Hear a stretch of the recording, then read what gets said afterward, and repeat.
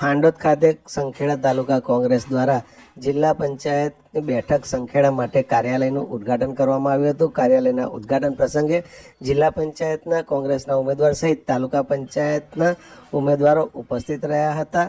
આ ઉદ્ઘાટન બાદ સંખેડા તાલુકા કોંગ્રેસ પ્રમુખ યોગેન્દ્રસિંહ વર્ણામિયાએ જણાવ્યું હતું કે તાલુકા પંચાયત અને જિલ્લા પંચાયતની ચૂંટણી માટે આજરોજ હાંડોદ ચોકડી ખાતે સંખેડા જિલ્લા પંચાયતમાં આવતી તમામ તાલુકા પંચાયતના હંગામી ધોરણે કાર્યાલય માટે આજરોજ અમે હાંડોદ મુકામે બધા ભેગા થયા। સૌ ઉમેદવારો, સૌ ઠેકેદારો, કાર્યકર્તાઓ અને એક ઉત્સાહથી લોકોએ ઉમેદવારોએ ફોર્મ ભર્યા।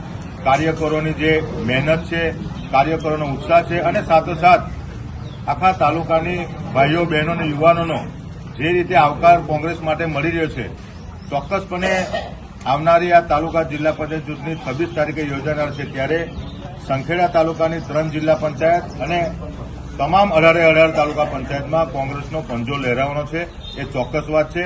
કેમ કે ભાજપના ભ્રષ્ટ શાસનથી, ભયવાળા શાસનથી અને કિન્નાખોરીથી લોકો કંટાળી ગયા છે।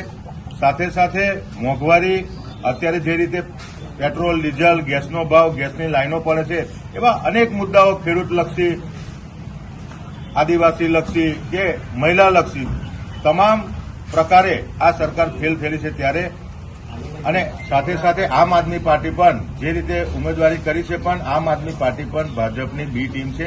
એટલે મારે સંખેડા તાલુકાના દરેક જનતાને એવું કહેવું છે કે ખોટે ખોટા આમ આદમી પાર્ટીમાં કોઈ વોટ ના આપે।